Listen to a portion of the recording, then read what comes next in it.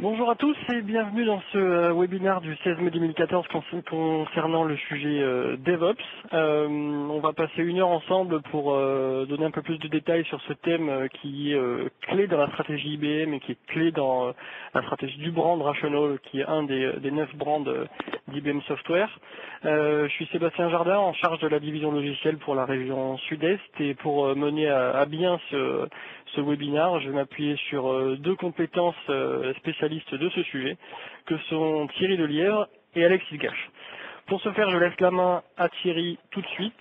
Merci à tous et bon webinaire. Oui, bon, bonjour. Donc moi je me présente, Thierry Lelièvre, donc moi je suis IBM au sein du Software Group et je suis le brand leader pour Rational pour la France. Donc c'est important, le sujet DevOps, c'est un des sujets clés. C'était déjà en 2013 le cas, ça l'est encore plus en 2014 pour le brand Rational, puisque au-delà des 9 brands du Software Group qui sont aujourd'hui représentés par tous ceux que vous connaissez comme les WebSphere et Tivoli, Rational était au centre de toutes ces attentions, puisque la partie DevOps et l'année 2014, ça laisse en fait une partie importante à l'environnement de développement et à tous les développements. Donc, on a regroupé le software group depuis l'année dernière par ce qu'on appelle les capabilities et par 4 grands thèmes que sont le big data, le cloud, la mobilité et l'analytics. Et ce regroupement, il est lié à quoi? Il est lié à ce que le marché nous indique et à ce que le marché nous demande de suivre. Et comme IBM, en fait, au niveau de la présence sur ces métiers-là aujourd'hui, l'est à travers les différents brands, on a souhaité aujourd'hui, à travers le sujet DevOps, traiter tout ce qui concerne les Rational et toutes les interférences qu'on peut avoir. Puisque ce qu'on se rend compte aujourd'hui, c'est qu'on est dans un monde qui bouge vraiment vite, les évolutions sont de plus en plus rapides, les développements, on n'a plus le temps d'attendre, les cycles en V classiques, on voit qu'ils ont toujours leur raison d'être et ils le sont sur des grosses applications clés, mais néanmoins, il y a aujourd'hui, d'un point de vue opérationnel, un besoin de rapidité, un besoin de réactivité, et c'est pour ça que DevOps est un des éléments clés pour les développeurs et pour l'environnement IT en général. Donc, dans ce cadre-là, Alexis va vous faire une présentation qui va reprendre ces grands thèmes. On va voir comment on navigue sur le marché, parce que aujourd'hui, le leadership d'IBM, autant il est incontestable sur la partie Z, sur la partie du développement. On voit qu'on est challengé de plus en plus par des small players qui sont aujourd'hui des nouveaux intervenants sur ce marché-là. Et comment réagit IBM? Comme d'habitude, soit c'est un leadership technologique en déposant des brevets, en étant sur un métier qui est maîtrisé depuis des années, soit c'est par le rachat de technologie. On est nombreux Software Group à être des rachats, moi le premier. Donc c'est le mode de fonctionnement d'IBM. Le maintien de ce leadership, il est lié à ça. Donc c'est ça qui est important pour vous en termes de clientèle et de pérennité, c'est que si l'approche d'IBM, elle n'est pas celle d'un leader sur une niche, elle l'est d'une manière globale et à terme, de toute façon, IBM dans sa stratégie procédera par acquisition si la technologie est d'abord. Donc DevOps, pourquoi aujourd'hui c'est clé? On le voit depuis le début de l'année, on voit le nombre de sujets, le nombre de présentations clients qui sont en augmentation, c'est vraiment exponentiel, alors que sur nos sujets plus classiques, plus traditionnels dans le développement, sur Rational, sur la partie gestion de configuration, c'est des sujets qui sont un peu moins d'actualité, même si ça reste au cœur de la plateforme Jazz et au cœur du cycle de développement. Mais le point DevOps, on veut vraiment l'introduire aujourd'hui. Donc je vais laisser la parole à Alexis, qui va vous décliner sa présentation. Alexis, je te laisse intervenir. Merci. Alors, je vais juste attendre d'avoir la main sur la présentation. En attendant, je vais me présenter, mais je connais certains d'entre vous. Donc, mon nom est Alexis Gache. Je travaille au sein de la marque logicielle Rational depuis quelques années et j'exerce le rôle d'architecte. Donc, j'interviens chez un certain nombre de clients dans l'objectif de les aider à industrialiser, moderniser leur chaîne de développement. Comme le disait Thierry, un des sujets qui est le centre d'intérêt qu'on constate le plus aujourd'hui est autour de DevOps, et on verra que la définition de DevOps par IBM est probablement un peu différente de celle qui est retenue par le marché ou par certains acteurs. Alors je ne sais pas si quelqu'un peut m'aider, mais j'ai toujours pas la présentation sous les yeux et j'ai pas la main non plus pour pouvoir intervenir dessus. Je vais aider 2 minutes. Florence, il faut que tu cliques droit sur le nom d'Alexis et que tu fasses Make Presenter. Make Presenter, d'accord, ok.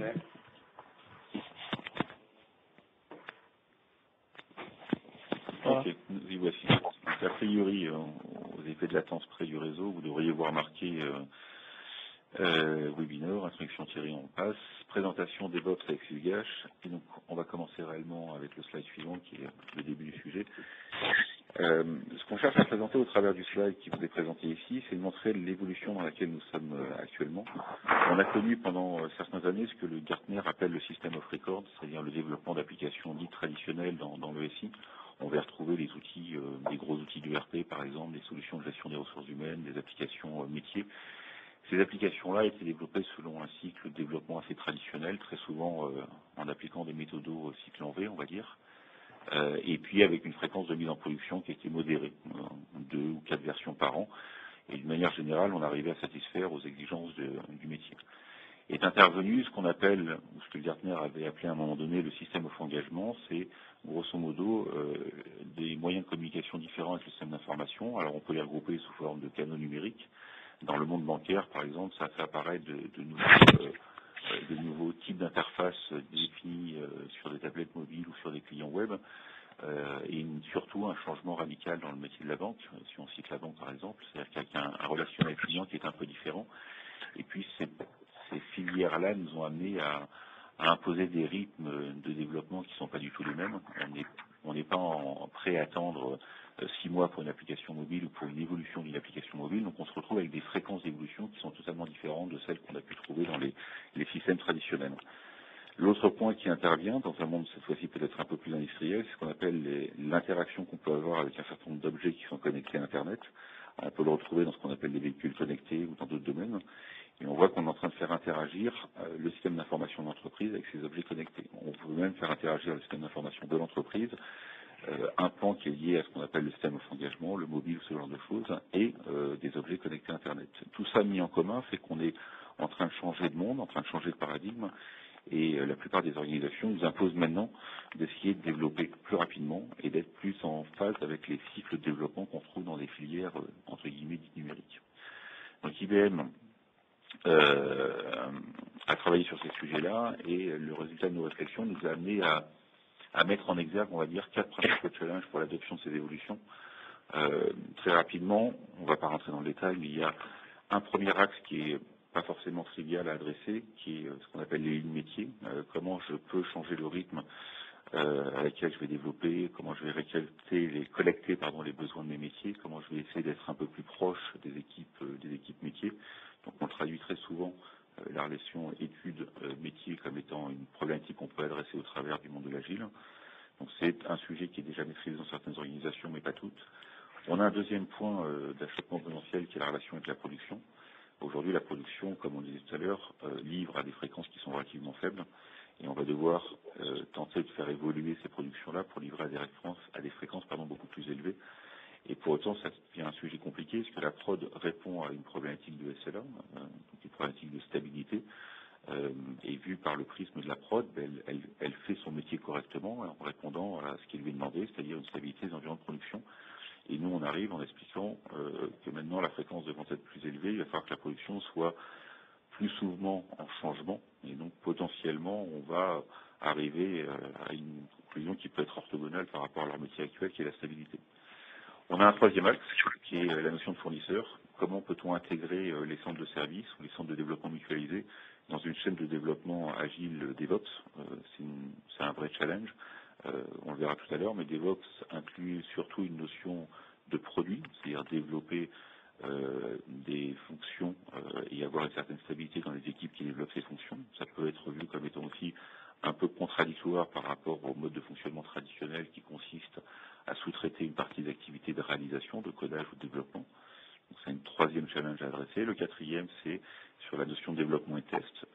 On l'a vu tout à l'heure, les organisations traditionnelles vont continuer à avoir un système informatique de type système of record, sur lequel ils vont venir greffer un certain nombre de fonctions complémentaires, sur prendre l'exemple des canaux numériques par exemple.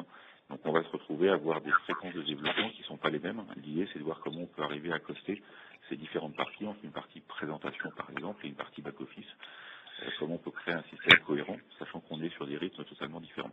Donc ça sont à nos yeux les 4 challenges qui doivent être adressés.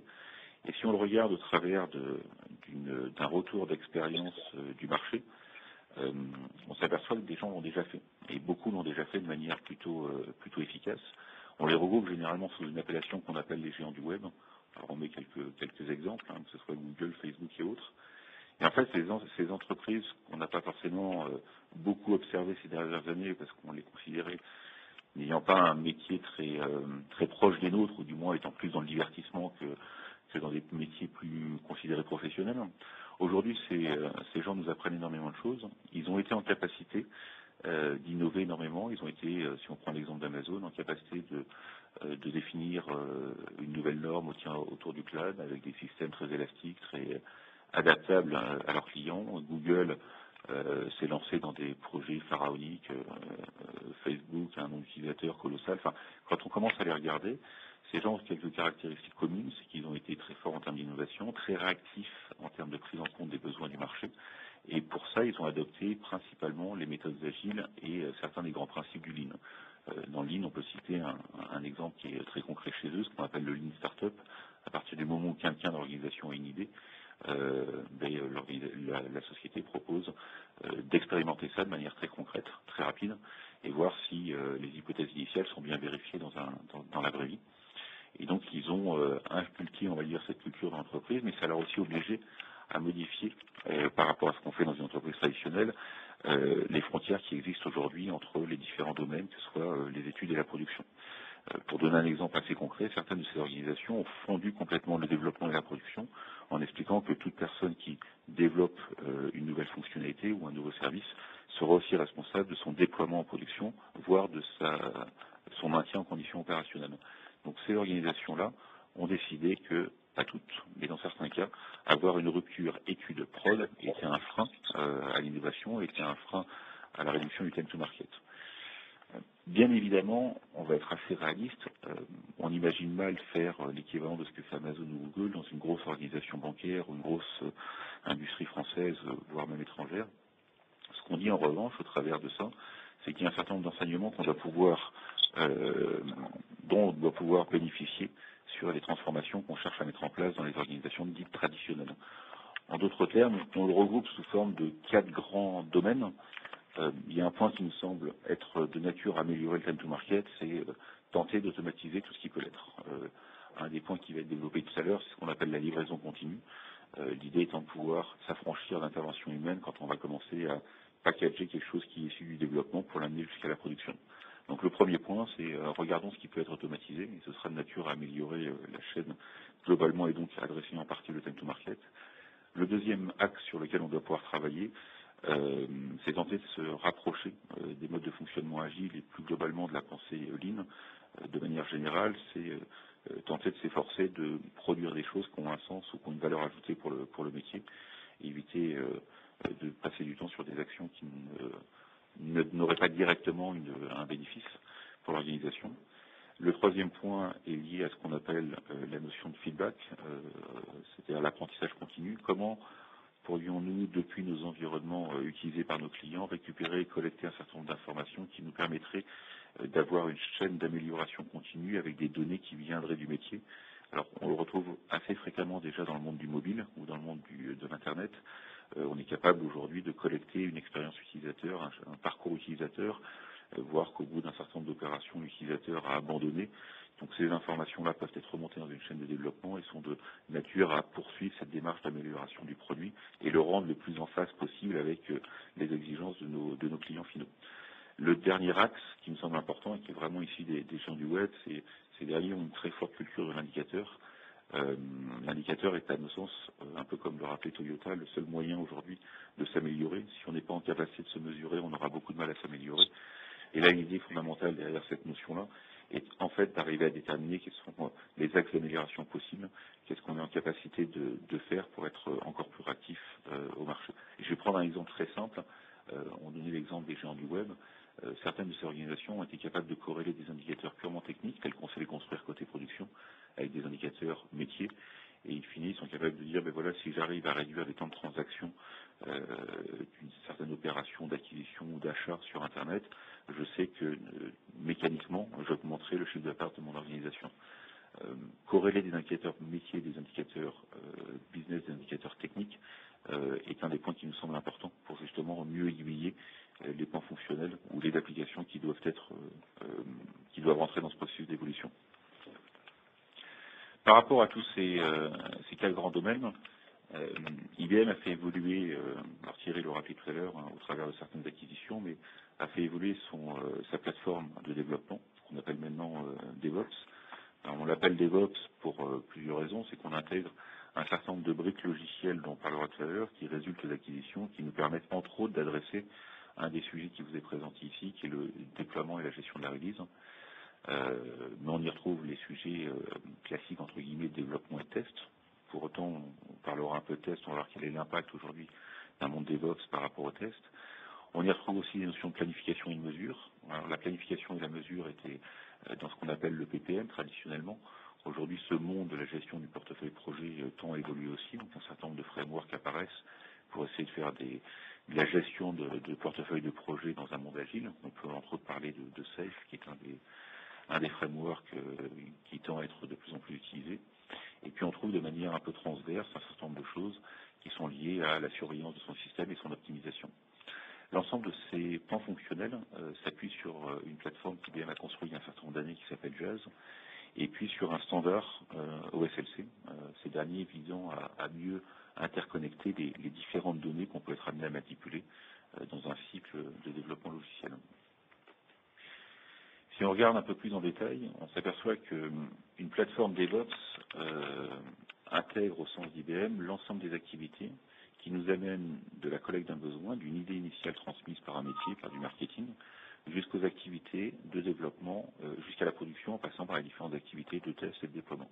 La vision aujourd'hui d'IBM de DevOps ne se limite pas à ce qu'on peut voir dans certaines organisations, à l'automatisation des déploiements, mais intègre l'ensemble des disciplines par lesquelles on passe pour amener quelque chose en production, et une fois que ces activités de mise en production ont été réalisées, collecter un certain nombre d'informations qu'on va s'efforcer de réinjecter dans la chaîne de développement pour mettre en œuvre cette fameuse démarche d'apprentissage continu et d'amélioration continue. On ne va pas rentrer aujourd'hui dans l'ensemble des disciplines qui sont couvertes par la chaîne, on va faire un zoom sur l'une d'entre elles qui est le déploiement continu. Mais juste avant de rentrer dans cette notion de déploiement continu, je vais mettre l'accent, je vais quand même préciser quelles sont certaines de ces disciplines qui nous semblent être critiques aujourd'hui. Depuis quelques années, on travaille avec beaucoup d'organisations à rendre plus agile, plus fluide le système d'information. Et l'une des réponses qui était apportée, d'un point de vue méthodologique, était la mise en place de pratiques agiles. Bien évidemment, il y a d'autres axes qui tendent à améliorer et à agiliser les systèmes d'information. La mise en place d'architecture SOA, la réutilisation de composants, toutes ces choses sont évidemment de nature à améliorer la fluidité au sein des organisations informatiques. Pour autant, nous, côté rationnel, on s'intéressait à la mise en place de pratiques agiles. Cette discipline-là nous semble non pas forcément être un prérequis à faire du DevOps, mais de nature à améliorer la collaboration entre le métier et les équipes de développement. C'est ce qu'on a fait dans beaucoup d'organisations, mais pour autant, on s'est aperçu que les organisations n'étaient pas forcément plus agiles, entre guillemets. On avait certes une meilleure collaboration, mais on avait toujours les mêmes temps d'attente entre le moment où le produit était compris le moment où le produit était réellement physiquement en production. C'est à ce titre-là qu'on voit, nous, la chaîne DevOps comme étant la continuité de cette partie-là, développement collaboratif. Les organisations qui ont fait cette transition vers le développement collaboratif ont aussi été confrontées à une autre difficulté. C'est que dans la plupart des organisations, on ne peut pas faire ce que font les géants du web. L'ensemble des services qui sont produits par une société sont relativement interconnectés les uns avec les autres. Et penser qu'on va être capable de faire comme un Google ou un Amazon 5 mises en production par jour, ça nous semble pas raisonnable.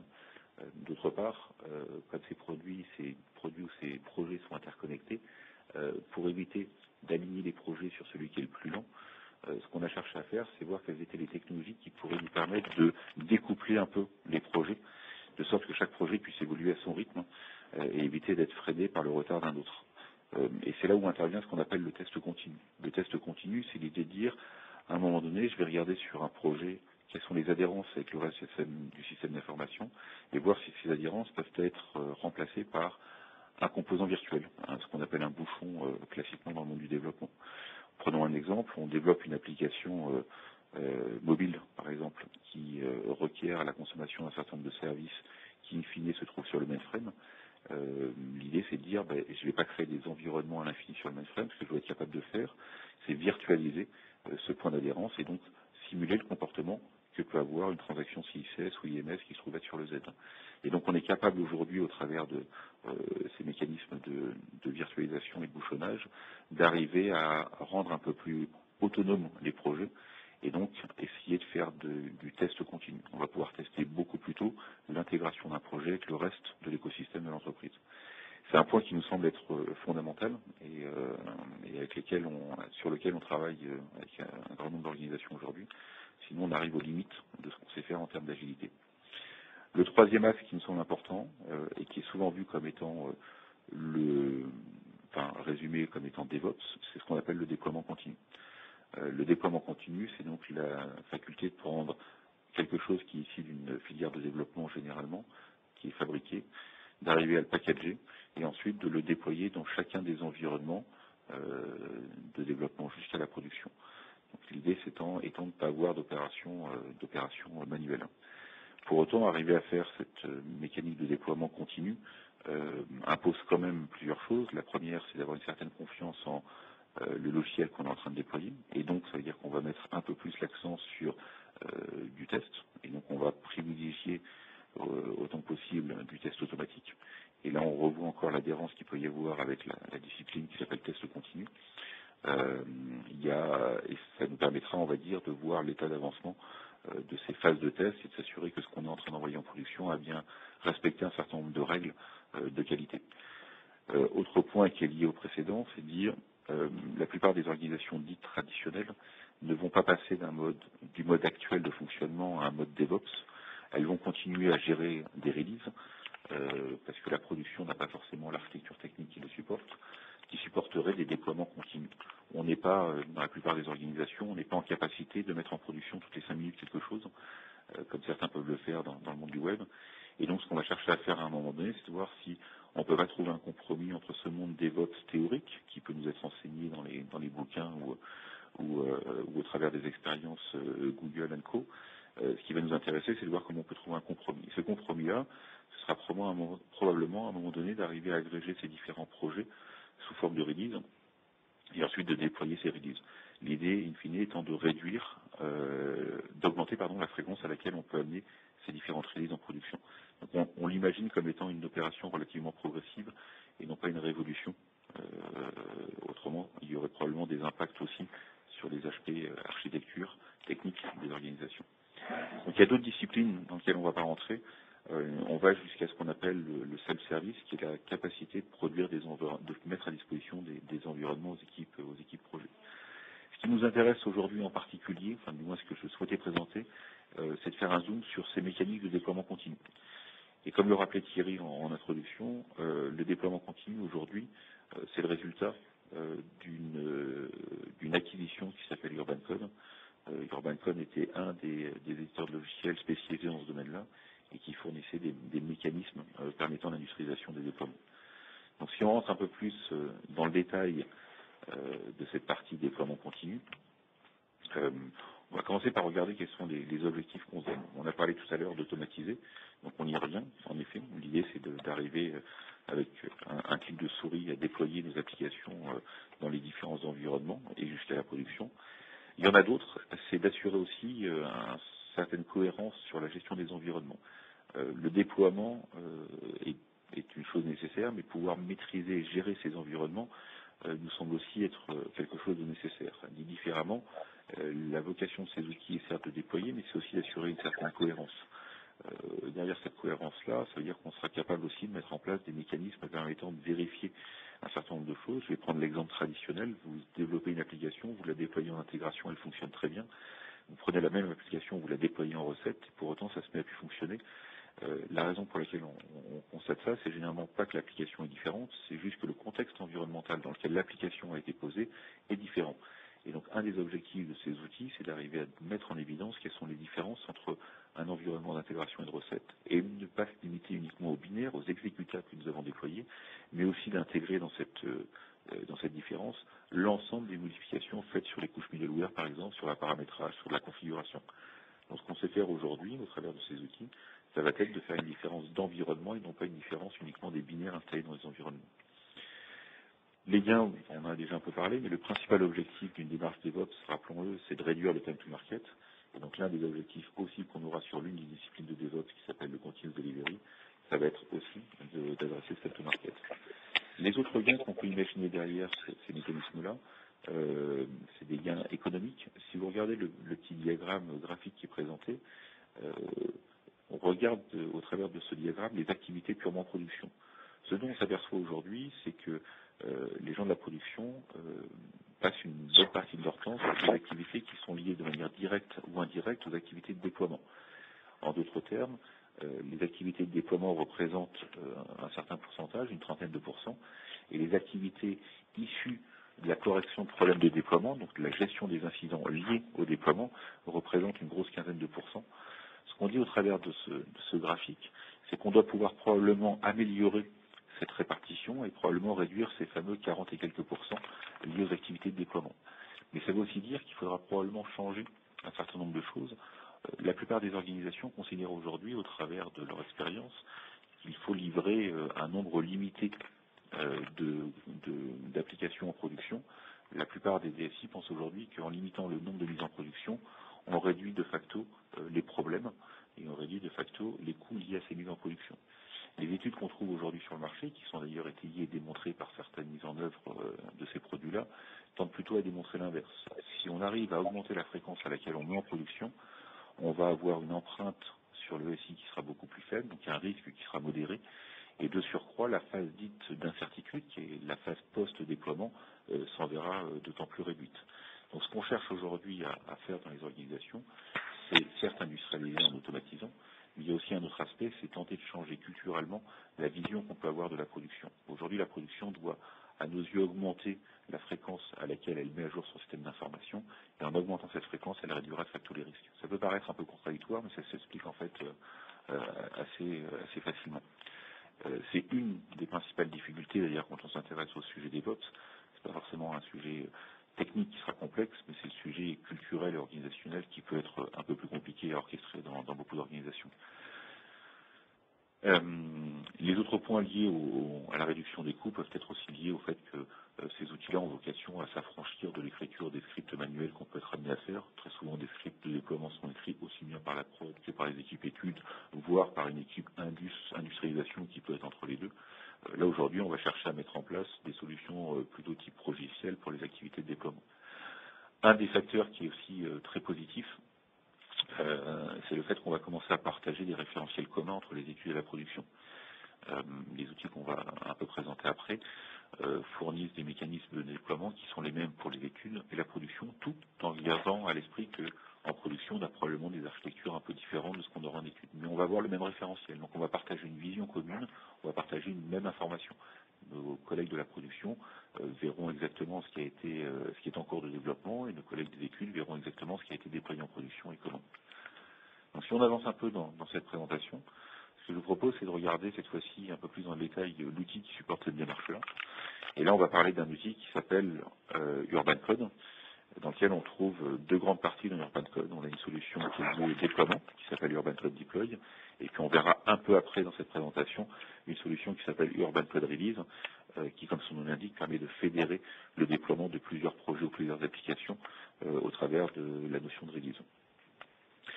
Si on rentre un peu plus dans le déploiement applicatif, le principe de fonctionnement de ces outils-là, d'Urban Code, c'est d'avoir un référentiel d'artefacts versionnés, un peu ce que l'on appelle côté production une DSL ou maintenant une DML, dans lequel on va retrouver la totalité de la matière qui candidate à un déploiement. Elle est généralement issue d'un processus de fabrication dans un outil RTC, Jenkins, tout ce que vous voulez. Et puis à partir de ce référentiel-là, on va être capable de piloter des opérations de déploiement à destination des différents environnements. Ces processus de déploiement que nous allons utiliser sont définis de manière graphique et prennent en compte les différentes étapes par lesquelles on doit techniquement passer pour arriver à un déploiement. Ce qui est intéressant, c'est qu'à partir du moment où on a un processus de déploiement qui est défini dans ces outils-là, on va être aussi capable de gérer des retours arrière. Alors, on saura gérer des retours arrière pour plusieurs raisons. C'est que les artefacts, la matière installable est versionnée, donc on sait exactement ce sur quoi il faut revenir. Et puis on est capable de mettre des processus qui permettent de supprimer ce qui a été déployé au profit de la version qui était avant déploiement. Donc on va retrouver donc des mécanismes de définition de ces processus, on va retrouver des mécanismes permettant d'avoir un inventaire précis de ce qui a été déployé dans les différents environnements. On va retrouver des mécanismes permettant de mettre en évidence la différence qu'il existe entre, par exemple, un environnement de test et un environnement de production. Et comme on le disait tout à l'heure, cette différence ne se limitera pas uniquement aux versions des logiciels qui ont été déployés, mais aussi aux différences de contexte d'environnement. Reprenons l'exemple de tout à l'heure, un certain nombre d'informations liées au middleware, la définition d'une ressource JDBC, ce genre de choses. Et puis évidemment, derrière tout ça, on aura un certain nombre d'outils permettant de fournir des indicateurs ou des rapports sur les opérations qui ont pu être réalisées. Si on continue un peu dans les détails de cette offre-là, il faut comprendre la façon dont Urban Code fonctionne. Donc le principe est relativement simple. On va définir ce qu'on appelle des applications. Les applications vont être constituées d'un certain nombre de composants, et chaque composant contient la matière à déployer. Donc je peux avoir un composant qui contient des pages statiques HTML, un composant qui contient un EAR ou plusieurs, un composant base de données, un composant test, par exemple. On peut avoir un certain nombre de composants, et chacun de ces composants, on va lui associer quel est le processus de déploiement. Je déploie un EAR de manière totalement différente du déploiement d'une base de données, par exemple, ou d'une évolution de schéma. Donc ça, c'est l'objectif du composant, c'est de contenir la matière et définir la façon dont cette matière va arriver jusqu'aux environnements. L'application n'étant qu'un mécanisme permettant de regrouper de manière cohérente ces activités de déploiement. Et différemment, l'application va pouvoir dire on déploie la partie base de données en parallèle du déploiement de la partie web component ou de la partie business component. Donc ça nous permet d'optimiser ces déploiements. Une fois qu'on a défini ce qu'était une application, on l'a constituée d'un certain nombre de composants, et que chaque composant a sa règle de déploiement, ce qu'on va pouvoir faire, c'est définir qu'on déploie dans un certain nombre d'environnements. En termes d'environnement, on peut aussi bien déployer dans des environnements qui existent et qui ont déjà été provisionnés, de type physique, une VMware ou ce genre de choses, voire on peut déployer dans un environnement qui n'existe pas encore, et dans ce cas-là, on s'accroche à ce qu'on appelle un pattern, et l'outil va pouvoir, au travers de mécanismes de provisioning, va pouvoir faire appel, en l'occurrence, à des outils comme SEO, Smart Cloud Orchestrator, va demander à ce dernier de provisionner les différentes VMware, les différentes images virtuelles dont il a besoin pour déployer. Et donc on va attendre que le provisioning soit fait, ensuite on posera sur ces environnements les différentes couches, configuration de middleware, applicatif, configuration applicative, ainsi de suite. Donc ça, c'est les principes, on va dire, de base de l'outil. Un des points qui peut être très utile dans ces phases de généralisation, de mise en place de ces outils, c'est qu'une fois qu'on a défini une application, on est capable de définir que cette application représente le modèle standard d'une organisation, le modèle standard d'une architecture J2E. Et donc la généralisation de ces mécanismes de déploiement peut se faire de manière relativement rapide si les applications d'organisation respectent un certain nombre de standards au travers de ces modèles. Donc on travaillera à la définition d'un modèle J2E, par exemple, qu'on essaiera d'instancier sur l'ensemble des projets qui manipulent des architectures de type J2E. Si on regarde le mode de fonctionnement, on a beaucoup parlé de gestion de l'environnement. Il faut savoir qu'aujourd'hui, l'outil est donc en capacité de déployer les différents composants constitutifs d'une application dans les environnements.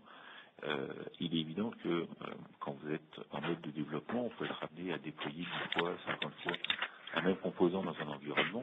L'outil dispose déjà d'un certain nombre de mécanismes assez intelligents pour pouvoir transférer uniquement ce qui a évolué, c'est-à-dire que les composants qui n'ont pas été affectés par la correction d'une anomalie de recette, par exemple, ne seront pas redéployés. Et puis un composant qui lui-même serait constitué d'un millier de fichiers ou je ne sais quoi, l'outil pareil, au sein même d'un composant, il y a un mécanisme intelligent permettant de déployer uniquement ce qui a été modifié dans le cadre de l'exemple donné, qui est la correction d'une anomalie de recette.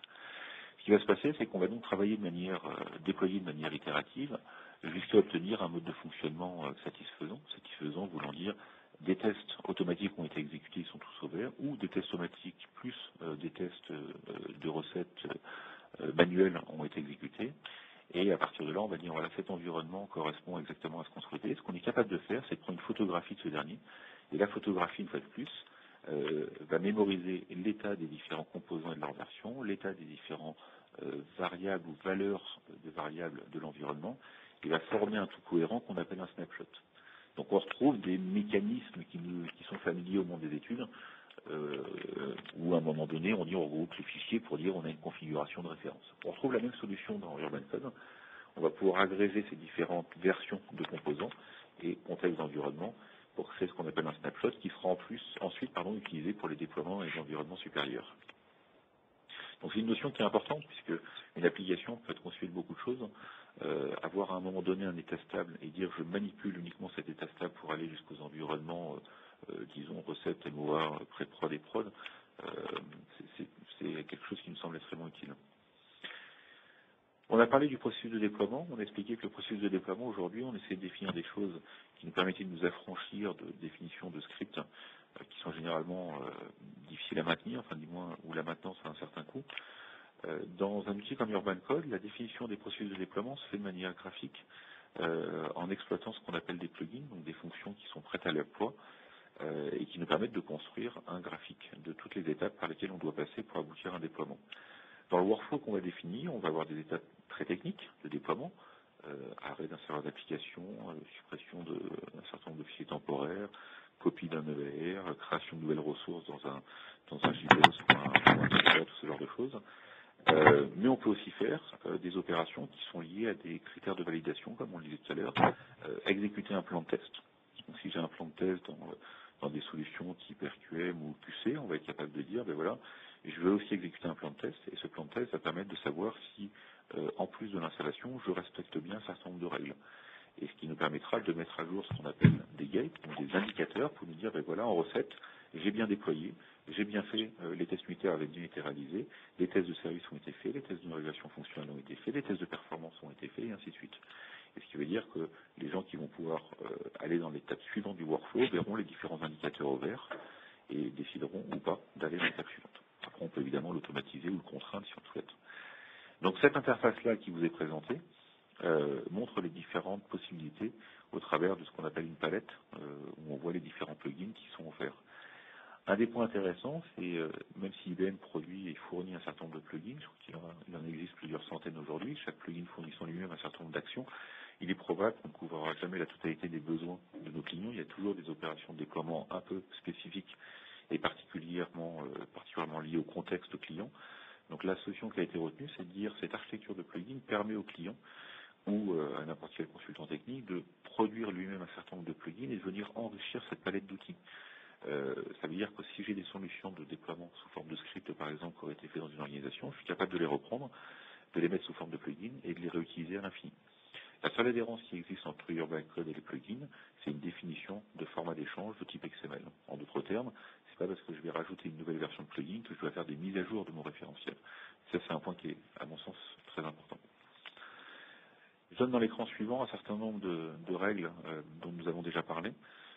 Mes plugins et mes process, je vais le définir à deux endroits. Vous voyez sur la partie gauche de votre écran le processus de déploiement de mon application. Dans cet exemple-là, l'application déploie une partie EAR et puis en parallèle, elle déploie une partie base de données, une partie web. Si je fais un zoom, et c'est ce qu'on voit sur la droite de l'écran de la partie web, je vois en fait le processus technique de déploiement de la couche web de mon application. Donc on a bien deux niveaux de processus. On a le processus de déploiement du composant et le processus de déploiement de l'application. En termes de plugins, comme on l'a dit tout à l'heure, on supporte un grand nombre de plugins, enfin nous fournissons un certain nombre de plugins, des plugins qui sont développés par IBM, par la communauté ou par des partenaires. Si vous en voulez la liste exhaustive, il vous suffit d'aller sur le site qui est donné là, ibm.dw.net Urban Code Plugins, et vous verrez la liste des plugins qui sont actuellement disponibles. Les plugins sont téléchargeables directement sur Internet. Donc, si vous avez demain Urban Code et vous achetez ou vous ajoutez un serveur d'application type JBoss ou WebServer, vous pourrez aller sur ce site récupérer ce dont vous avez besoin. En termes de plugins, on couvre des domaines qui sont liés au provisioning, on couvre des domaines qui sont liés à la base de données, des domaines qui sont liés au serveur d'application, à des outils de développement. On est en capacité d'aller interroger des référentiels qui soient IBM ou non IBM. On peut aller chercher de la matière dans un TFS. On peut interagir avec des outils d'intégration continue type Jenkins. On peut interagir avec différents outils de test et de qualité, avec des outils qui sont plutôt ITIL, gestion de la demande, prod, Remedy, ServiceNow, ce genre de choses. Le mieux étant une fois de plus d'aller sur le site auquel on a fait référence, vous en aurez une vision plus exhaustive. Si on regarde un peu plus dans le détail ce que les outils sont capables de faire, comme on l'a vu, l'application va pouvoir être déployée en parallèle dans différents environnements, sur différentes machines. Donc on a un besoin de pouvoir centraliser et suivre en temps réel les activités de déploiement. Donc c'est ce qu'on voit au travers de cette capture d'écran, la capacité qu'on va avoir à gérer et piloter un déploiement. Je peux avoir un déploiement qui est constitué d'une centaine de composants déployés sur 12-13 machines, et je verrai en temps réel et sur un point focal qui est l'outil Urban Code, l'ensemble des activités qui est en cours de réalisation, ou l'ensemble des activités qui ont été réalisées. Et pour chacune d'entre elles, on est en capacité de voir si ça s'est bien passé, ou s'il y a eu une erreur. Et si d'aventure il y a eu une erreur, un problème de déploiement ou d'exécution de test, on peut appuyer sur l'étape qui a échoué, vous verrez les résultats d'exécution de ces logs. Donc on a vraiment une vision centralisée de tout ce qui est fait, on n'a pas besoin de se connecter aux différentes machines. On a parlé tout à l'heure de rapports et de suivi de ces activités-là. On fournit un certain nombre d'indicateurs. Alors on a les indicateurs graphiques qui nous donnent des temps moyens de déploiement, le nombre de déploiements, le nombre d'erreurs versus le nombre de succès par environnement, ce genre de choses.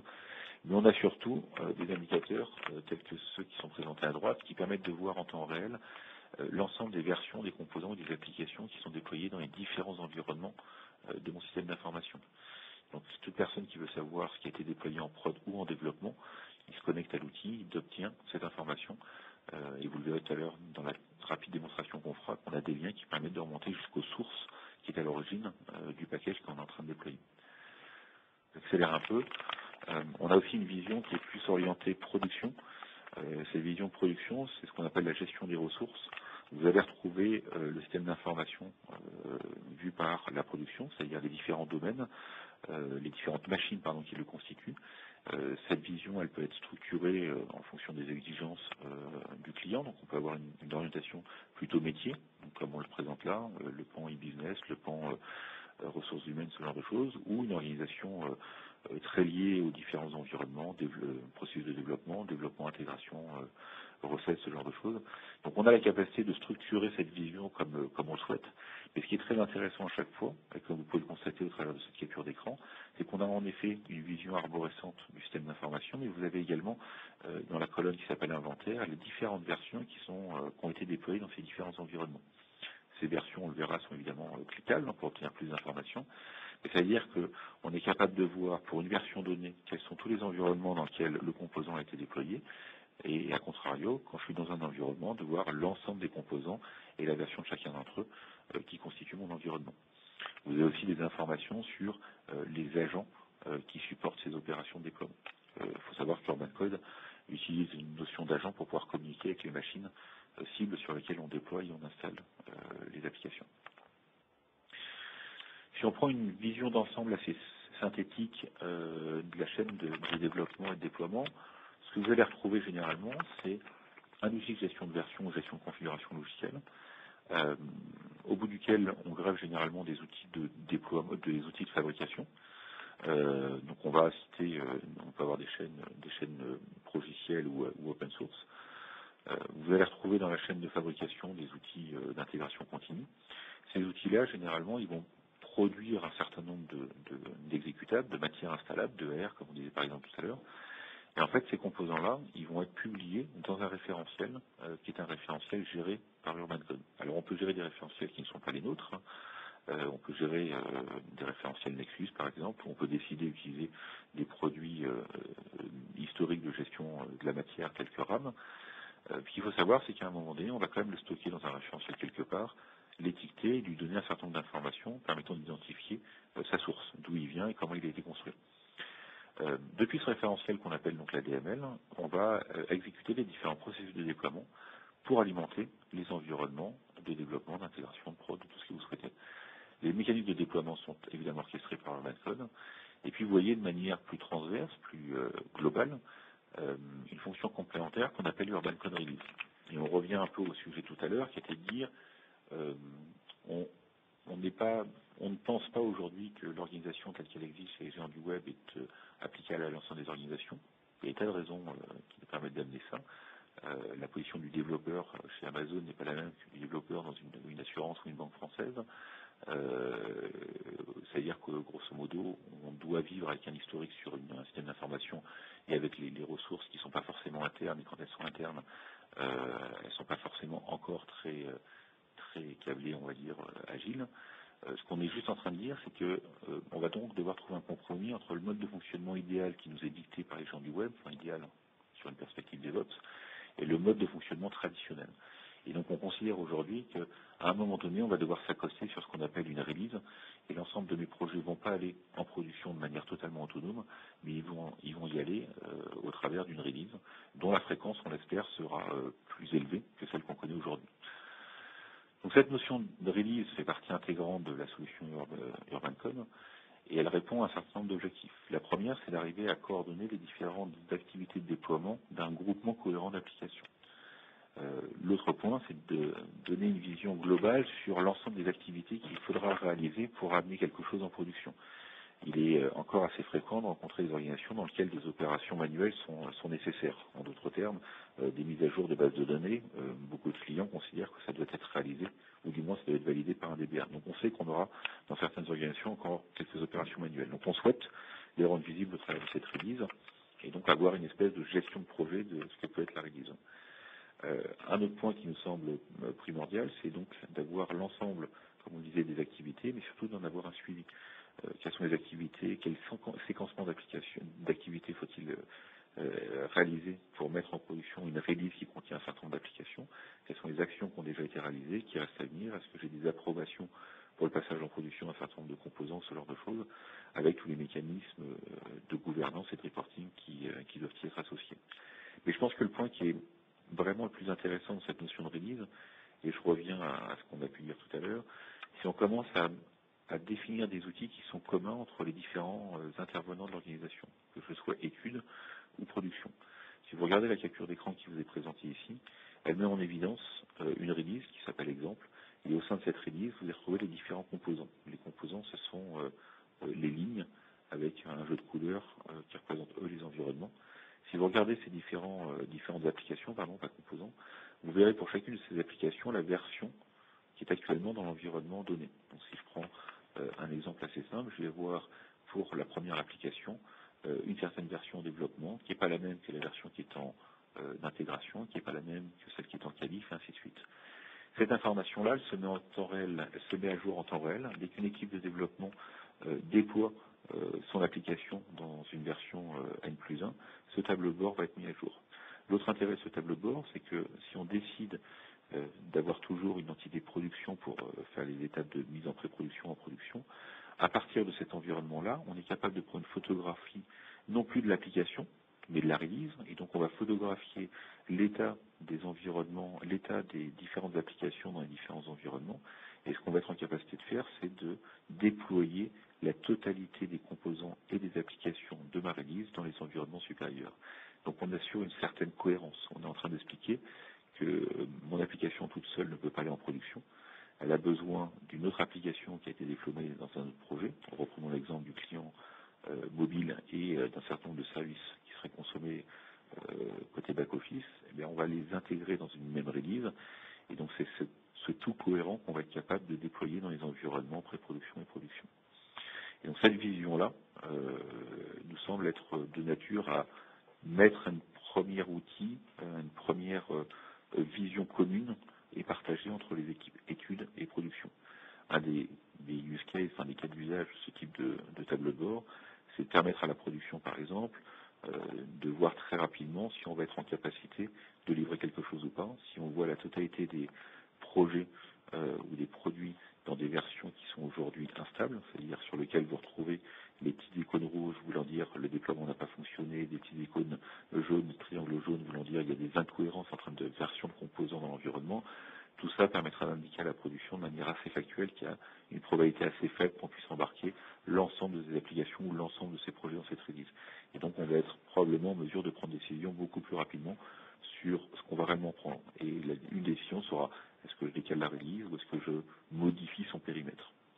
Les autres points qui sont intéressants, c'est que depuis ce tableau de bord, on est capable de voir ce qu'on appelle les gates, donc les approbations. Certaines sont automatiques, comme on le disait tout à l'heure, l'exécution d'un plan de recette, vous verrez le résultat, est-ce qu'il est vert, est-ce qu'il est rouge, est-ce qu'il est orange. Les tests de performance, vous verrez le résultat, les tests de service, les tests unitaires. Donc au fur et à mesure qu'on avance dans ce modèle de promotion, dans ces différents environnements, on va aller alimenter un certain nombre de feux de couleurs pour dire si oui ou non on a passé le minimum en termes de qualité qui est requis pour aller jusqu'à la production. Ce que je voulais vous proposer assez rapidement, il est 57, c'est de vous montrer à quoi ressemble l'outil et montrer un certain nombre de fonctions qu'on vient de présenter ici. Donc, je vais vous partager mon écran, donc ça va prendre 2 petites secondes le temps de trouver. Donc dans le partage de l'écran, vous allez voir donc l'interface Share Selective, vous allez voir l'interface Urban Code, qui est une interface purement web. Donc depuis cette interface-là, vous devriez voir une application qui s'appelle GKE. Et vous voyez sur un jeu de couleurs discutable, hein, je vous l'accorde, les différents environnements. Donc je vois l'environnement de développement, de recettes et de coproduction. Si je regarde l'environnement de développement, je vais y retrouver les différents composants qui ont été déployés dans cet environnement. Et vous voyez 2 choses qui me semblent être intéressantes. La première, c'est pour chacun de ces composants-là, vous voyez une version précise. Alors cette version, pourquoi est-ce qu'elle est sous forme de date? C'est parce qu'en fait, l'outil qui est venu publier cette version-là est en l'occurrence RTC, et qu'RTC crée des configurations sous forme de date.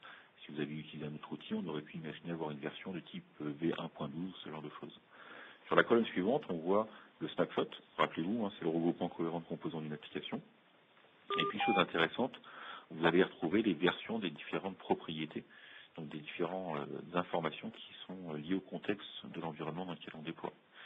Donc cette information ici peut être utile, elle nous permettra donc, comme on le disait, de comparer des environnements, non pas sur un angle uniquement de matière installable, mais aussi de contexte environnemental.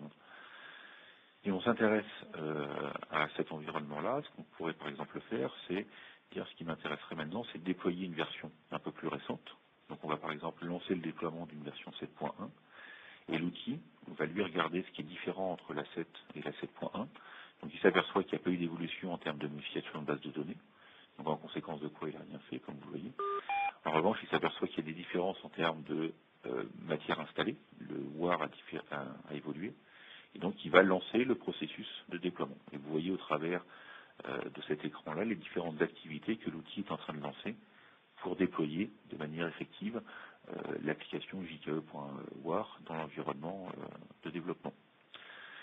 Si je m'intéresse aux composants, pour présenter ce que je vous ai dit tout à l'heure, sur mon composant qui est en développement, je peux aller regarder la version que je suis en train de déployer. Et en regardant la version, vous allez voir les différents gates qui ont été passés. Donc les tests unitaires ont été faits, des tests d'intégration avec un outil de virtualisation qui s'appelle Greenhat ont été réalisés. Donc vous avez ces informations qui sont mises à disposition. Et vous avez directement dans les informations en enquête du composant, vous avez les résultats des tests qui sont publiés ici. Vous avez les résultats du processus de fabrication.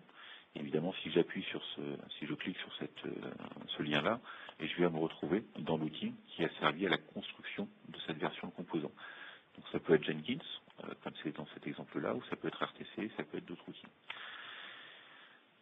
Si je reviens sur mon déploiement, j'ai un environnement de développement, et comme je le disais, cet environnement de développement, je suis en capacité de le comparer avec tout autre environnement. Donc là, le déploiement a été réalisé. Donc si je m'amuse à le comparer avec l'environnement de recettes, par exemple, l'outil, cette fois-ci, va mettre en évidence les différences qui existent entre les deux. Donc je vais retrouver en développement les différentes versions. Vous voyez que j'ai la même version de base de données, j'ai la même version des scripts de test, mais en revanche, j'ai des différences en termes de WAR. Le JKE.war n'est pas le même. Je peux aussi avoir une comparaison qui est cette fois-ci plus technique, parce que je peux aller dans le détail des composants et donc voir les différences en termes de fichiers, ou alors je peux tout simplement aller voir les différences en termes de configuration, et je vois quelques informations qui peuvent être utiles, telles que les noms des nœuds de machines, qui ne sont pas les mêmes d'une application, de l'application en développement et de l'application qui se trouve être en recette. Entre-temps, normalement, mon processus de déploiement a dû être complètement finalisé. Donc, je peux vous montrer le résultat de ce processus de déploiement.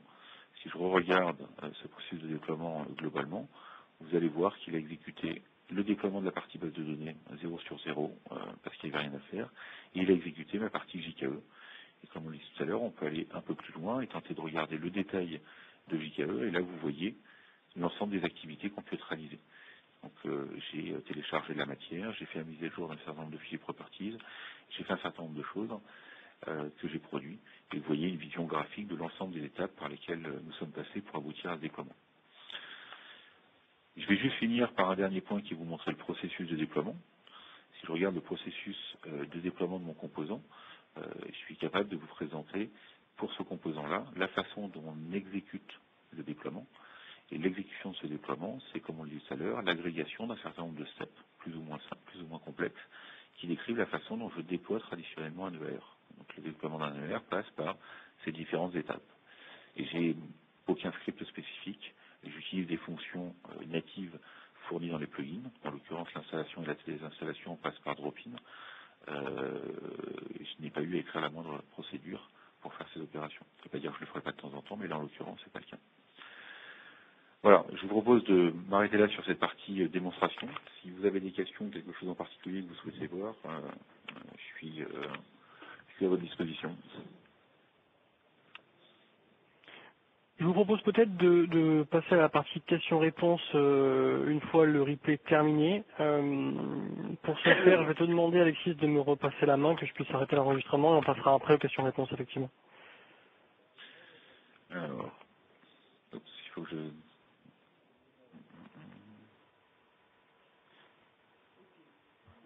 Voilà, tu devrais avoir la main. Merci beaucoup. Bien, encore une fois, merci à tous d'avoir été là. On va passer aux questions-réponses dans quelques instants. Je clôt tout de suite l'enregistrement de manière à pouvoir vous faire un replay dans la foulée. Merci, à tout de suite.